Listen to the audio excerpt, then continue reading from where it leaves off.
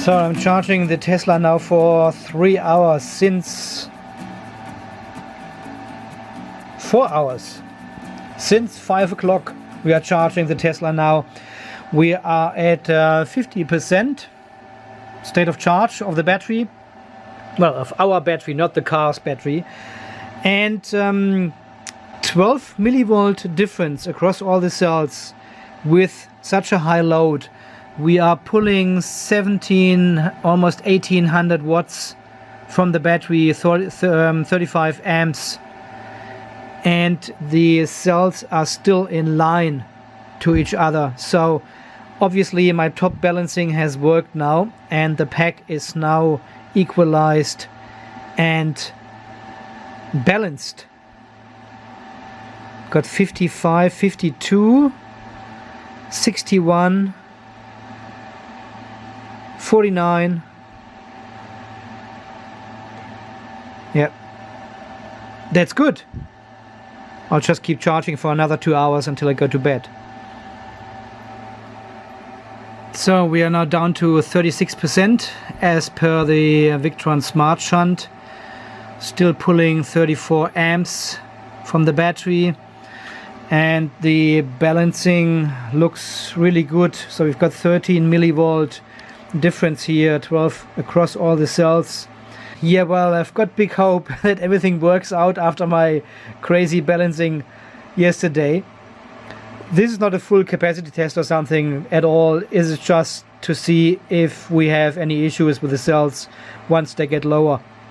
And of course, when I recharge them, do they all get up the same way as they should? Okay, I probably leave this running for another hour or so. I will check in frequently. We don't want to have any low voltage disconnect again. So we are now down to 28% state of charge here of the battery. Still charging the Tesla. I cranked up the power again to 2 kilowatts now out of the battery to speed things up. And we can see the deviation of the batteries is now at 20 millivolts, 21 sometimes. And we can also see here popping up highest and lowest cell now. Well guys, and once again I could fix the low voltage cell here by, well, I still haven't got a torque wrench for 5, 6, 7 Newton meters here. So I'm still using a normal ratchet for that, but this one just went up by about 3 or 4 millivolts just by tightening the screw a little bit more. And we have now discharged 200 ampere hours here, and the Smart Shunt claims we are at 25%. And from the voltage perspective, we are down to 3.216, 15, 30. So deviation 15 millivolt across all cells. Well, this hasn't changed during the whole time. So I'm really keen to see when it starts charging tomorrow, what we get then. So here in the BMS I have set 280 ampere hours as the nominal capacity and a cycle capacity of 250. So I won't use the full 280, of course, just the 250. And if we go back, it claims we've got another 56 ampere hours left to use until we had this 250 then. So this actually makes total sense then, if we can get the 55. I haven't got time today to do the full test again. The vehicle should be ready in about 10 minutes, it says. Yep, 10 minutes, and then it turns off anyway. But so far I'm pretty happy with the result. Deviation is 16 millivolt. Guys, is this normal? I could do this all day long, really. I could sit here in the off-grid garage and watch these numbers going up and down all day long. Is this normal? I found this really cool and exciting, really. So here the BMS claims, up there, the BMS claims we are at 20% state of charge The shunt says 22, and I think the BMS is pretty much right here, because we've got down here 3.208 now, and this is pretty much 20%, still discharging 40 amps. So I'm continuing my discharge test in the morning now, and well, we can already see again number 6, 7 and 8 are dropping faster than all the other cells, and 11 is again the strong one. Because last night, after tightening some of the terminal screws, we had a jump in voltage basically, so you could easily see that it makes a difference if you tighten them a little bit more than I had before, and the voltage actually increased by 10-12 millivolts sometimes. So there might be something wrong with the bus bars underneath, with the terminals or something. I need to check this out for these 3 cells. Because number 5, 6, 7 and 8 are from one delivery. This was the second Vancouver delivery. So investigation is on the way. Well, I probably need to say this again, but many people leaving comments under my video saying you need an active balancer, an equalizer for your battery pack. So what this means is it would take energy from the cells which are a higher state of charge and would put this in the ones with a lower state of charge. So it's an active balancer. It puts energy from one cell into another cell. So in this case it would take energy from the red cell and put it in the gray one. Yeah, well, while these balancers and equalizers may work fine and correctly and everything, I don't personally like them because they would hide this problem altogether. I would not be able to see that my cell number 6, 7 and 8 are low because they all would look the same.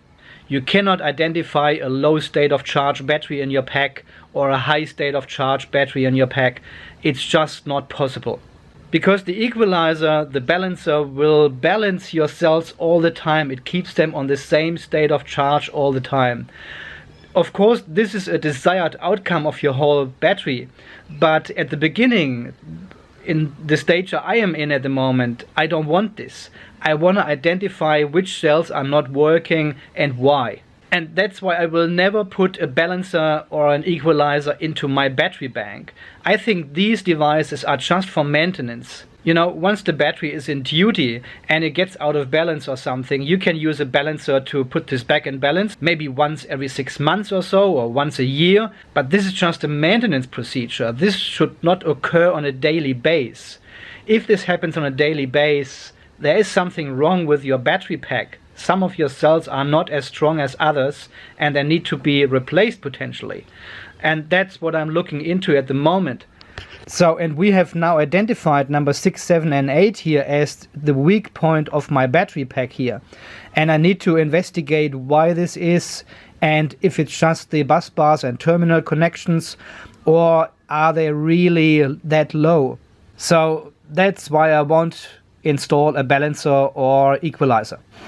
So after another 20 minutes of charging the car, we can see now cell number 15 is the lowest one with 3.160, and number 6, 7 and 8 are 163, and number 11 has come down a little bit, but the deviation is still at 22 millivolts only, so it's not too bad actually.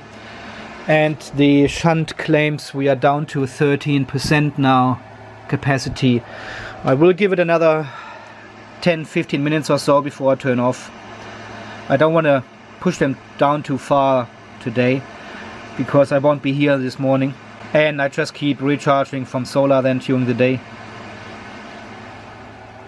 So we are now at 11% state of charge of the battery, and surprisingly our deviation has well, all the cells have come together again to 14 millivolt only. Look at this.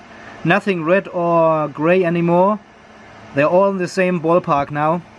13 millivolts. So seems to be the pack is really well balanced at the moment. And now we are down to 8% state of charge. And have a look at the battery. Deviation is 83 millivolts now. And number 6 is low and number 11 is high, as always.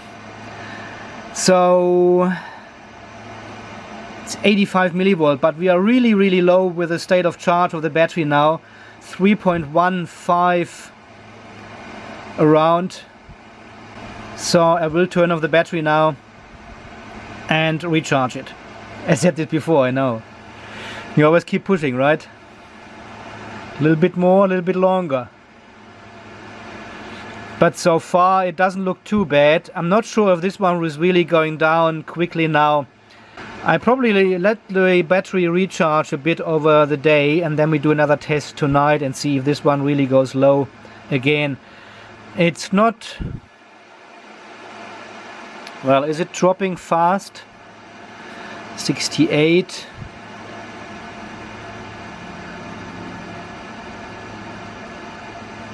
$67, and this one is staying at 62 here all the time, but 162. 66, 65. Yeah, this one is going down and this one stays.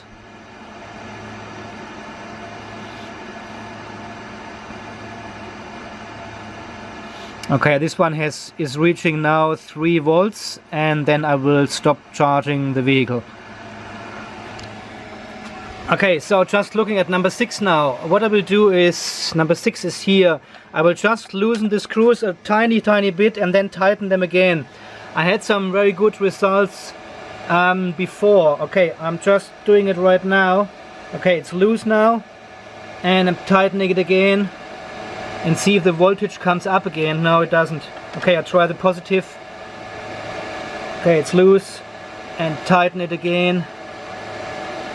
No, in this case it doesn't make a difference. It drops further down. Okay, the smart shunt has now counted 250 ampere hours out of the battery and claims we have still got 7%, and then we've got the 15% buffer I set in the smart shunt as well. So you make the maths now. I need to go to work.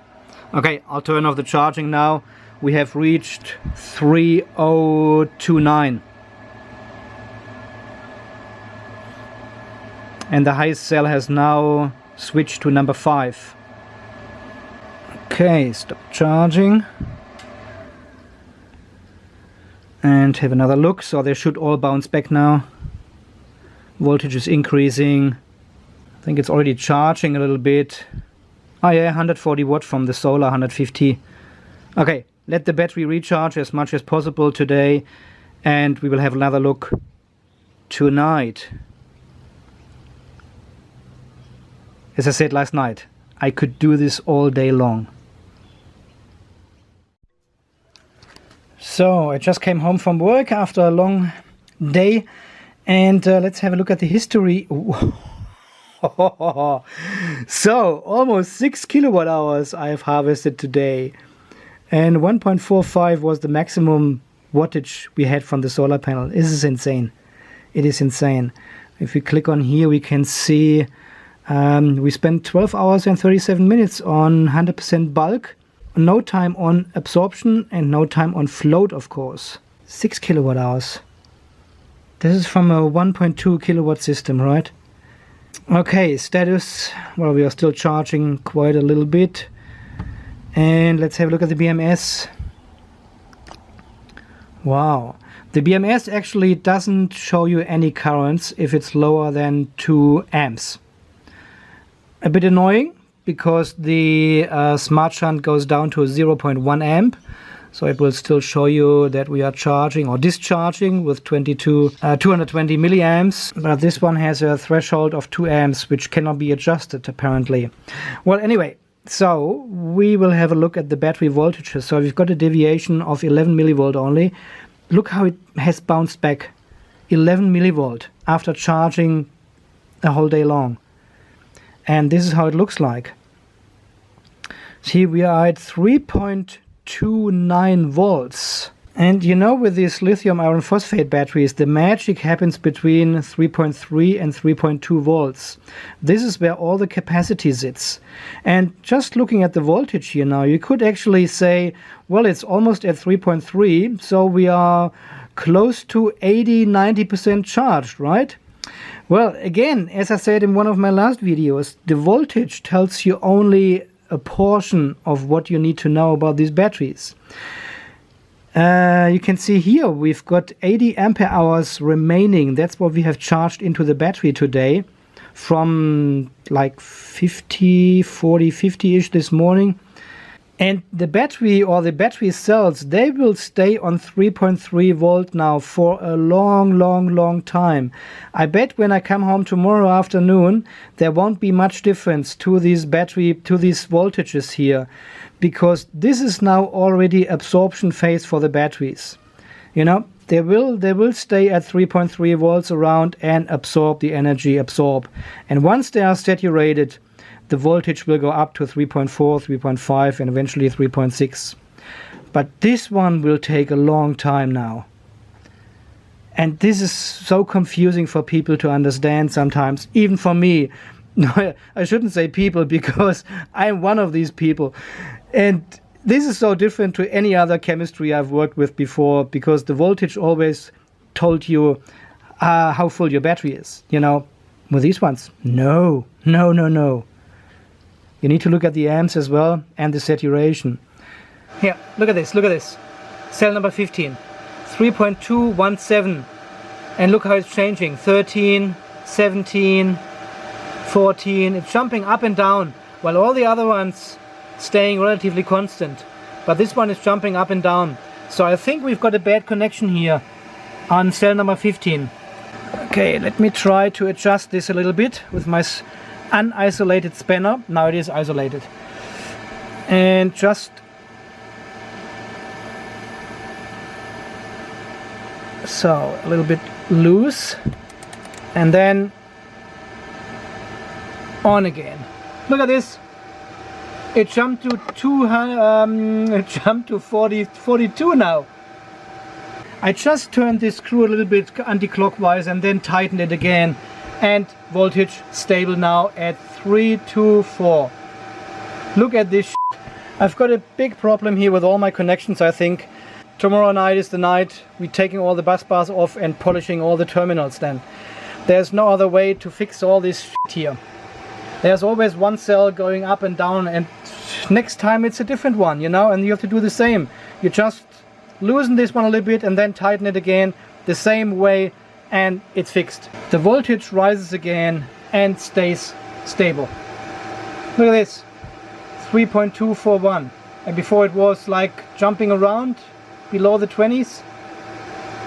Now stable, fixed. What a show, really. And here, this is exactly what I have used today to drive to work and back home. So for my commute, it takes me 1 hour and 45 minutes to recharge what I've used today. And this is on the slow setting of 8 amps only at 13 kilometers per hour charging speed. So, well, with this battery, I'm laughing, you know. This is 14 kilowatt hours at least, 13, 14 kilowatt hours. And I have used only 4.5 kilowatt hours for my commute.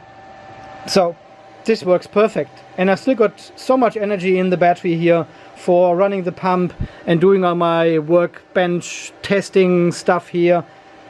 Amazing. I still want another one. So we are now down to 16% of the battery here, and looking at the voltages, we've got cell number 8 as our weakest cell again, and number 11 is peaking out. We've got 31 millivolt deviation. Okay, we are charging for 1 hour and charging another 50 minutes, so it will be enough to recharge the Tesla. Nice. So as per the smart shunt, we are at 8% now and have pulled 247 ampere hours so far. And look what we've got here. Our friend, or not friend, cell number 6, 308 volts is the lowest, and our friend number 11, 3.162 volts. So again, and the last time number 6, 7 and 8 were the problem charts, you know, where they were really low in voltage and everything.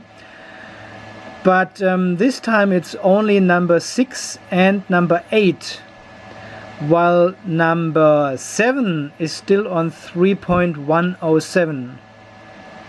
So this is still fairly, no, not fairly high, it is a bit higher. When I check the other ones, they are at 57, 28. Now again, it's number 6, 7 and 8 which are low. I thought number 7 is not, but it is low. It is on the lower end, definitely. So we have now recharged the car as well. So I have recharged all the energy I've used for my commute today. And also my wife told me she has used the irrigation pump for about 2 hours today.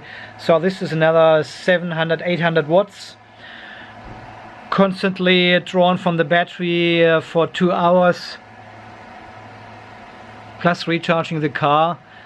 And the battery was already empty last night. So that's good. Once we get the other solar panels on the roof as well, it will be much better. We will have heaps of energy then, heaps. So we are at 49.99 volts, 7%. I think I will call it now. 250 ampere hours. You know, I don't want to go too deep now with the battery because I cannot recharge it straight away. It's different in the morning because the sun is already out and it recharges it straight away. But now it will sit like this for the rest of the night until tomorrow morning. And it's just not good. It's far too low anyway. You should not leave the battery lower than 20% state of charge for a long period of time. So we will turn it off now, 250.7 ampere hours as per the smart shunt. And that's how it looks like. Well, we have reached 3 volts here anyway with number 6. So that'll do. And number 11 is still at 3.1. Number 6 is really a problem child, I think. 6, 7 and 8. You can see the colors are changing now. They're getting into yellow. Let's turn off charging here.